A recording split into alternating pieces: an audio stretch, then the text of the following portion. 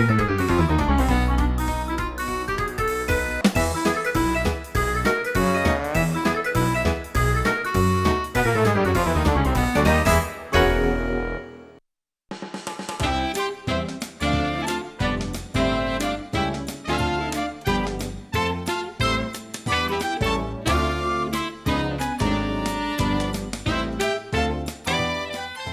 everyone. It's time for fun, food, and more food on More Than Kimchi. Welcome to today's show. Remember, we are continuing today with our week-long series on food that you can take along on picnics. Which is perfect because the weather these days is so nice, it's crisp outside, and it makes me feel like eating. Yeah, and what better way to enjoy this nice autumn breeze than by taking some good food and with some good friends to a picnic. Yeah. You know, isn't there an expression in Korean that says something like kumsang chomhwa? That's right. Mark, your Korean is getting so good. You're almost like half Korean now. That expression, by the way, means that you have something good, like the weather, and then you add something even better, like the food. So it's icing on the cake. In order to become a full Korean, I need to learn how to make this dish. So can you teach me today? Sure. So today's dish, we're going to have 닭강정 도시락, which is like a chicken dish.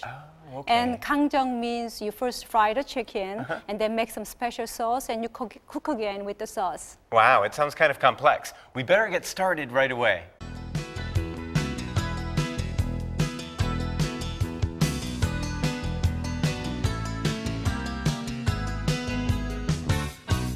Let's look at the ingredients. Here I have chicken, of course, today. It's cut to a bite size or maybe serving size. And I have, this is cornstarch. Oh, okay. And then for spice, I have dried red pepper, ginger and garlic, sesame seeds, sugar, soy sauce, salt, and this is mirin or rice wine or cooking sherry. And then pepper there. Okay. And first thing we need to do is, of course, frying the chicken.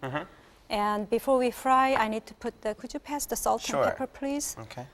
Sprinkle. Now, at the beginning of the show, you said that this is a complex process of frying first? Yeah, it's not really that complex. It sounds complex. I said it was complex. Right, but I don't think it's that complex. But it takes two procedures. First, you have to fry, and then you need to cook with a sauce. But the sauce has some, you know, wine and then some soy sauce and then some sugar. So it gives kind of nice flavor. So you just mix that. Right now we're mixing with the salt. So if you do it at home, you know, do this and let it sit for about 10 minutes. It'll be nice. So that's the equivalent of marinating right there? Right, right. And then after that, I'm going to put those. Flour? This is not flour, it's cornstarch.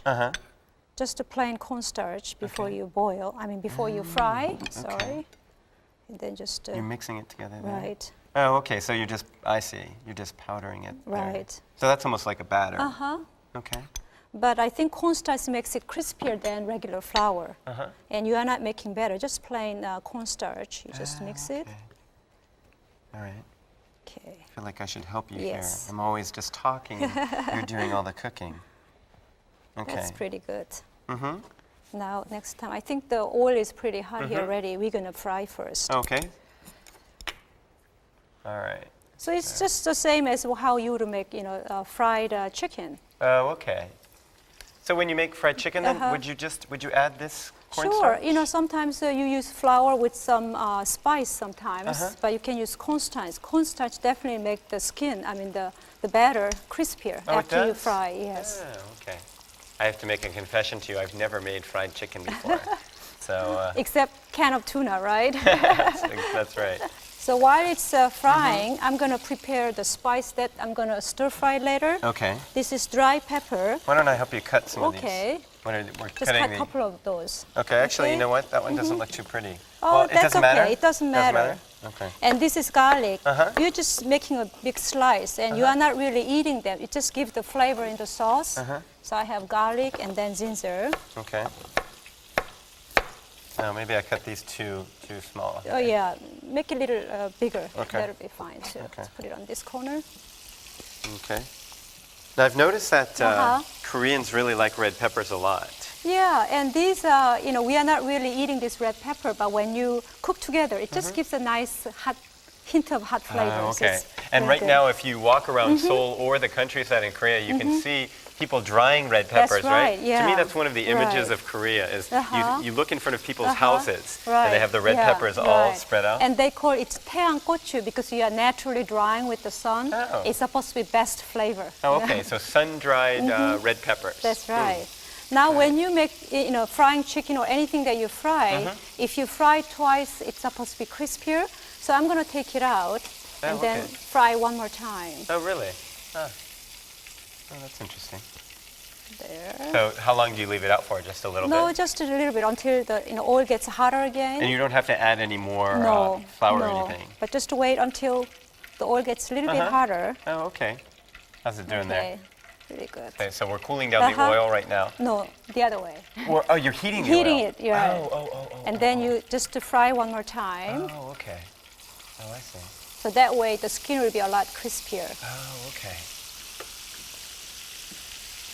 Oh, that sounds, it's always fun to hear things. I think when you make fried chicken, people usually do the same way. You fry twice. That way the skin is very crispy. Oh, So really? I never knew that. Okay, so looks like it's. So basically, you decide when to pull it out just by looking at it. By looking, yeah. And also for chicken, it's very important you cook the whole way. You worry about E. coli, all those bacteria these days. That's right. And you can kill them very easily. Make sure you so cook the temperature, chicken, right? temperature, and cook the chicken all the way. I think that's very important. That's a good point. There has been a lot of news these days about bacteria in meat. That's right. Yeah, especially chicken. It's very important. Right. Okay. I think the chicken is done. Okay. I'll take it out. I'm a fan of chicken, so I'm looking forward to today's dish. Yeah, this is going to be a nice surprise. It's different from fried chicken. Yeah? You will see it later. I'm going to put this down here. Okay. You have one more piece of meat in there. Oh, thank you. That's your job as an assistant. I saw one shredded piece of chicken. Here I have a pan for sauce. Okay. So before I put the chicken, I need to prepare sauce. First, I put a little bit of oil Oh, I see. in the pan. Okay. Now what exactly goes into the sauce? The one you prepared, this I'm going to saute first. That gives the flavor to oil for the chicken. Okay. So that's what we'll do first. Okay. So use those garlic and ginger and also red pepper. You stir fry. That gives the flavor to the oil. Ooh, that I can imagine that gives a lot of flavor. Right. So it's basically the oil you're trying to flavor? Oil, right. So you don't actually eat these things, but it just gives a very nice flavor to the sauce. Oh, okay. All right. Now, do the Chinese, when you eat Chinese chicken, Right. do they use a lot of red peppers like this? They use a similar way when they do stir fry. You are Okay. not really eating the pepper, but it just gives a nice flavor to the oil. All Now right. I'm going to put other ingredients, a little bit of the soy sauce, Okay. Ooh, and then I'll have, I can tell I'm going to like this dish. this is cooking wine Okay. What else do or you white want here? wine, and then sugar. Okay. And then you mix that together? Right. Can you smell good. it? Yeah, it it's smells kind great. of a hint of the red pepper too. Well, the red pepper and the Right. and the sugar, it's kind of a really interesting blend. And you just mix that together? That's right. Oh, boy, that looks great. And the soy sauce gives a very nice brown color. Oh, this is looking so good. I'm really getting hungry here.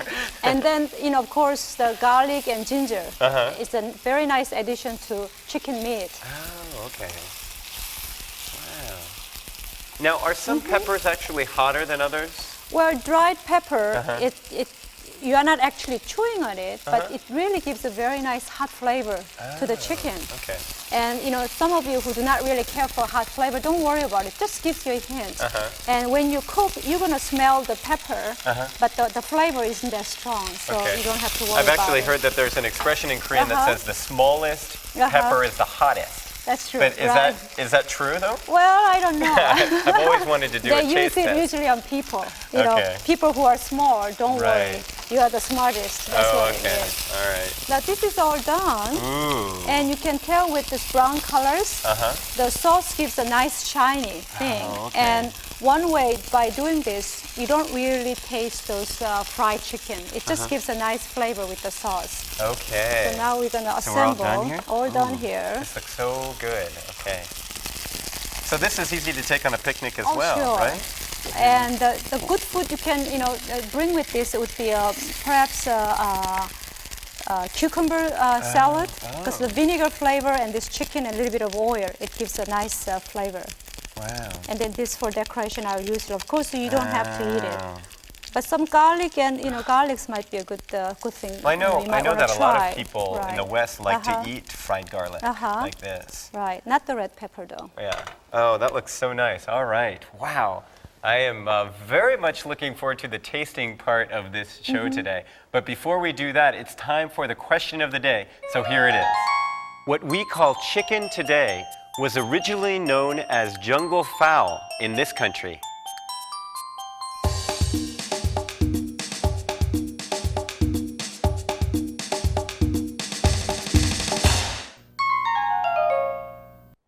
That's right. The answer to today's quiz question was India. Isn't that interesting? Jungle fowl. And I guess that's from about several hundred years ago. So, I was thinking a little bit about history in food. And it seems to me that history food plays an incredible role in shaping cultures. Of course, Don't you yeah. think? All the influences on each food, different food. Wow, it's really an amazing thing. And you learn so much about different countries by learning about food. And today So, we have our chicken dish. Would you like to try some? Yeah, it's all done here. It looks great. I give you a piece of chicken and also some cucumber. Oh, okay. This is a really good combination, the vinegar flavor of cucumber and then the chicken. All right.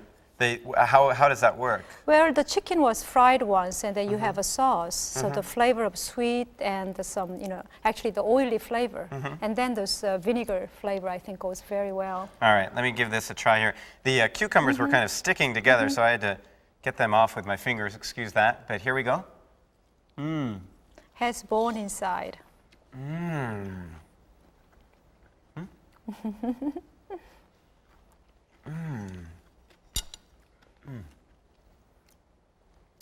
Well, Hwayoung, I think you've outdone yourself today. No, thank you. That chicken is wonderful. It tastes so good. Now, why does it taste good? And also, this is different from fried chicken. Fried chicken, once it's cooked or after a while, it becomes kind of not as crispy as, first time. But this one, because you cooked with a sauce, it keeps the flavor fresh for a longer time. So it's a perfect dish for a picnic. And you can also serve it at room temperature. I see. Well, I'll tell you from a personal standpoint, the reason I love this is that the sauce is wonderful. You can really taste that sugar and what is it? Ginger and then it's the everything, pepper, right? Everything's the mixed pepper together, flavor. so it's sweet, but it's got a really nice balance. It is delicious. All right.